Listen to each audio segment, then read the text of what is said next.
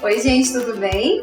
Eu sou Yanara Pinho e a gente vai falar sobre um tema que tem sido muito recorrente nos comentários dos nossos vídeos, né? Então tem sido muito sugerido esse tema e é sobre o que a gente vai falar hoje. Então a gente vai falar sobre bruxismo infantil, né? O bruxismo na infância. Primeiro, antes de tudo, o que é o bruxismo infantil, né? O bruxismo, tanto no adulto quanto na criança, ele pode ser associado a duas coisas, ou ao apertamento dos dentes ou ao ranger de dentes, né? Então ambos movimentos estão associados com o mesmo nome, bruxismo. Ele pode acontecer tanto no período noturno quanto no período diurno, ou seja, a criança pode fazer esse apertamento ou esse ranger de dentes tanto no momento do sono quanto fazendo as atividades normalmente, corriqueiras do dia a dia, principalmente aquelas que demandam, né, uma certa atenção, por exemplo, jogando videogame, fazendo dever de casa, esse tipo de coisa. Quais são as causas do bruxismo infantil? Então vamos lá, para falar sobre as causas, eu vou falar primeiro sobre dois mitos que normalmente estão associados. Primeiro mito, verminoses. Então, até pouco tempo atrás se associava muito o bruxismo infantil à questão das verminoses. Então se falava que a criança tomando a medicação para verminose, normalmente o bruxismo desaparecia. Mas a gente sabe hoje em dia que não tem associação. Então esse é o primeiro mito de hoje. E o segundo mito, que também se falava muito que estava relacionado ao bruxismo, são as interferências oclusais. O que são interferências oclusais? Por exemplo, a criança fazia uma restauração e aí essa restauração ficava um pouquinho alta, ou seja, quando a criança vai morder, ao invés de os dentes todos tocarem de uma vez só, um dente tocava primeiro que os outros. Ou então a criança tem um dentinho que é um pouquinho fora da posição, então isso gera um contato que a gente chama de prematuro, ou seja, a criança morde primeiro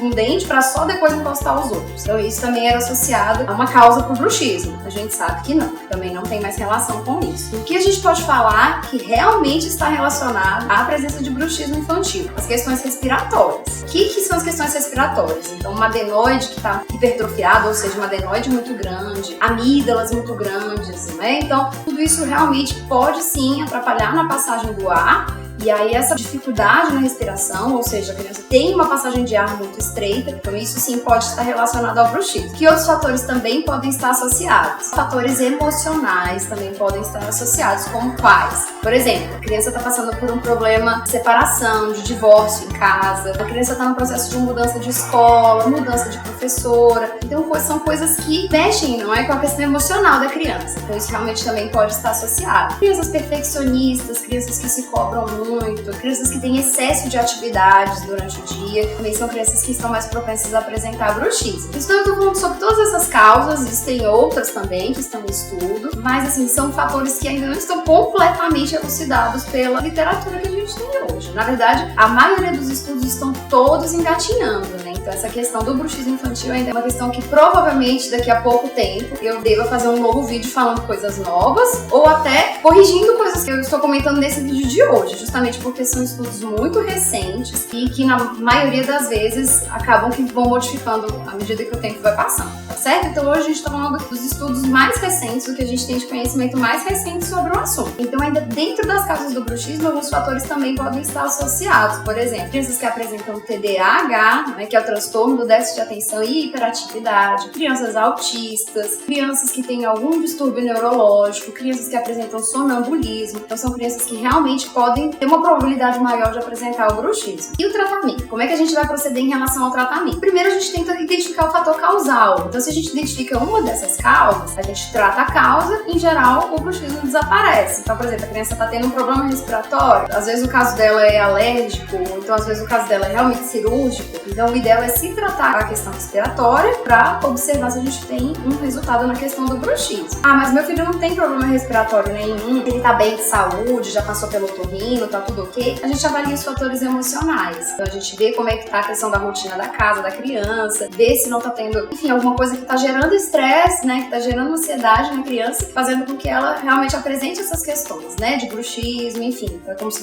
ela estivesse descarregando o problema na hora do sono. Então aí, nesse caso, a gente já entraria com o auxílio do psicólogo, né. Então assim, o tratamento como o odontopediatra, ele é muito importante, mas em geral, ele pode passar por outros profissionais também. Então, em geral, o bruxismo infantil, para ser tratado, ele não depende só do dentista. Muitas vezes ele depende também do otorrino, otorrino, às vezes depende do fonoaudiólogo, às vezes ele depende de um psicólogo, né? Então a gente precisa desse tratamento casado para muitas vezes ter um resultado efetivo em relação ao bruxismo. Em relação ao sono, muita gente fala assim, tá com bruxismo, tem que usar plaquinha para bruxismo, que é isso que vai resolver. Não, a plaquinha de acrílico, que é aquela que a gente usa, encaixada nos dentinhos da criança, né, para que na hora do sono a gente tenha uma diminuição dos ruídos, normalmente ela só é indicada se tiver tendo um desgaste significativo dos dentes de leite. Então a gente normalmente usa na dentição quando a criança começa a troca para os dentes permanentes, e na dentição de leite realmente só quando está tendo um desgaste significativo ou dores faciais significativas. A plaquinha ela não é um tratamento, na verdade ela vai servir como uma proteção para que os dentes não desgastem, para que a criança não tenha dores musculares,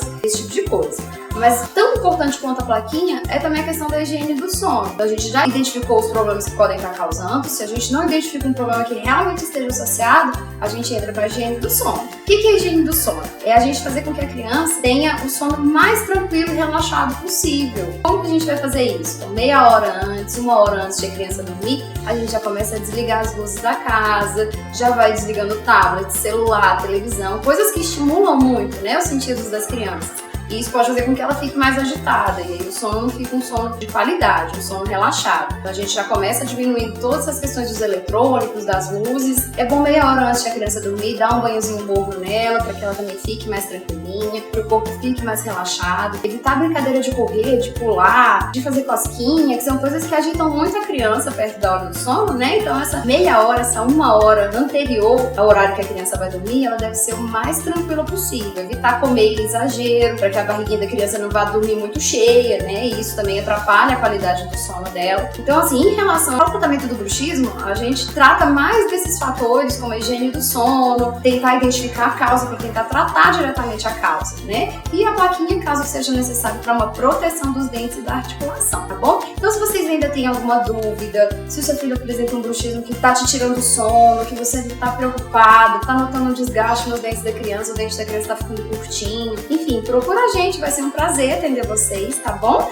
Como vocês sabem, a gente fica em Águas Claras, no edifício Maximol. E, como eu sempre falo no fim dos vídeos, tendo mais dúvidas, assuntos que vocês achem relevantes, que vocês tenham dúvida, deixa aqui nos comentários da gente, vai ser um prazer, tá bom? E procura a gente se vocês precisarem. Um abraço!